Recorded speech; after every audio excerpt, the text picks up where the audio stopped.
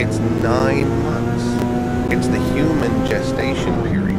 So if you conceived on the day 13 monkey, chances are your kid's coming out on or near 13 monkey. And I think it's beautiful. I mean, if that's right, that means the Maya and the people of Mesoamerica were all sharing together. When they thought about, we need a count of time that's for us. They didn't look up into the heavens, they looked like into their bodies. What's the first cycle that we actually go through as humans? And they picked this 9-month thing. It really is our cycle. And no other culture on the planet looked inside themselves to create their calendar. So that's the oldest one and the sacred one that still carries through to today. What's the second one? The Hob is the solar calendar, the one that everybody on the planet eventually comes up with. We know it's second though because when they start talking about it, they use all the symbols and the numbers from the 260. They say, well, we need a solar one too. Let's just keep counting this another 105 days and we'll get to 365. Oh, interesting. They kind of carry the same. Got it. And that's useful because for all this sort of agricultural, all this kind of reasons. Right. Though interestingly, they never put a leap year in. The Hob is also called the vague year because it's just 365, which means every year they're off a quarter of a day, and eventually it starts really adding up. In fact, it's even caused modern problems. In this calendar here, I just do the straight math from 1,000 years ago. And so I place the beginning of the solar year differently than some Maya groups do, especially the guys in the highlands of eastern Guatemala. They write me nasty emails saying I don't know what time of year is. But their relatives changed it in the 1950s because their agricultural cycle was so far off, they moved it 60 days back to make it in the spring again. But it drifts, which is strange because it's not a very good thing for the agricultural cycle. It's one of these mysteries we still don't have an explanation for. So that's the Hob. And then what's the long count? The long count's their really mysterious, cool one because it's a linear count of days, which are not like them. It's a bunch of cycles like ours. You know, our weeks are a cycle, our months are a cycle. But it's weird in that its estimation of the year in the long count system is only 360 days. So it's miserably off a solar year. And they count in base 20. So they count, like we count in tens, we're decimal. They count in base 20, bagesimal.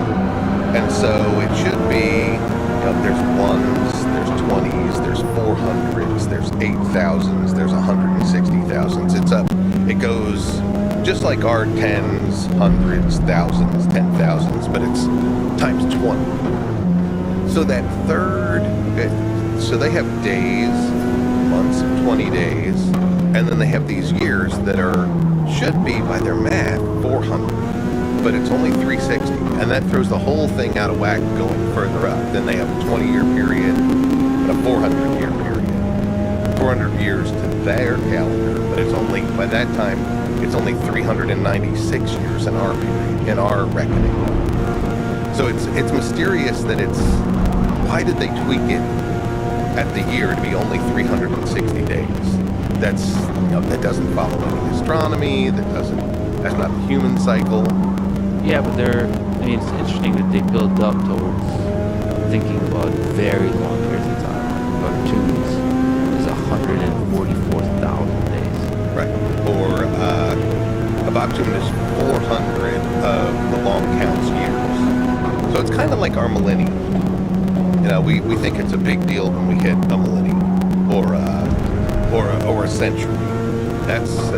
They have a 20-year period that they do a lot of celebrations on called a Khatun, and then they have the 400 Bakhtun, which is the big one. That's like their millennium. And 13 of those Bakhtuns occurred in the creation before us. They also think that that the world has had multiple creations. They're not alone in that. There's lots of ancient civilizations who say that, but We're technically in the fourth creation, and they have a creation story called the Popol Vuh, and the Popol Vuh is clear as day that the third creation ends with the help of these heroes called the Hero Twins, and the fourth creation begins. And so on the Maya monuments, we see them doing the math through the long count, and we can calculate it back very exactly. It happened, the fourth creation started on August 11th, 3114 BC. And it doesn't say it's day one, it says it's the last day of the 13th Baktun of the third creation. Which leads us to believe that a creation is only 13 Baktuns long. Right. So, and this would be the fourth creation. The counter starts fourth creation. But if you do the math, going from 3114 BC and count 13 Baktuns forward, you get to 2012. And hence the very popular notion that 2012, whatever that was, December or something. December 21st, 2012. Be the end of the world. Right. So can you explain this? Those were very fruitful years for me. I had so many lectures around the country. That's like Garrett Morris in Saturday Night Live. The apocalypse was very, very good to me. I mean, but that is pretty interesting. So that would be, so technically would be in the fifth. No. Yeah, technically we'd be in the fifth. Though my argument was that actually, if you look through all the corpus of Maya mathematics and calendars, they never say anything like that. In fact, there's a handful of dates that tell us that the fourth creation does continue farther on. That Baktun place should have 20 Baktuns in it, like their counting system would dictate, not 13. And there's a place in Palenque, there's a place in the Dresden Codex, one other place I'm forgetting, that all talk about time after 2012.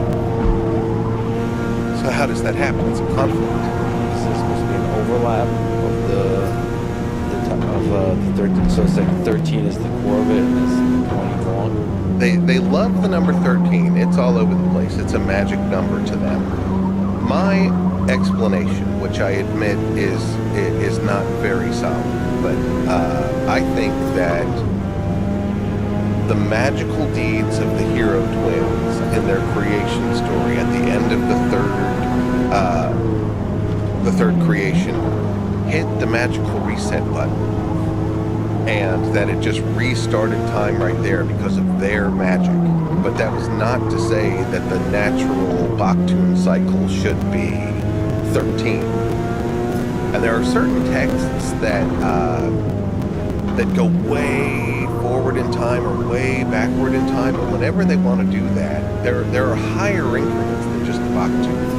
Above that, there's the Pictun, then there's the Kalabatun, then there's Alawatun, and it goes on, and these are like, 160,000 years.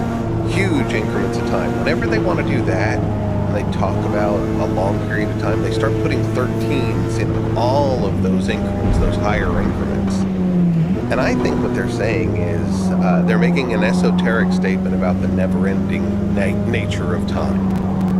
That's what I think they're telling us in those texts, that time goes on forever, magically. But they still had a conception that it didn't go on forever. One more lap. Right, that there was other civilizations that came before in there. This is the fourth creation. This is the fourth creation. And the gods made everybody. The first ones were made of mud and they melted. The second ones were made of sticks, but they were jerks to the animals.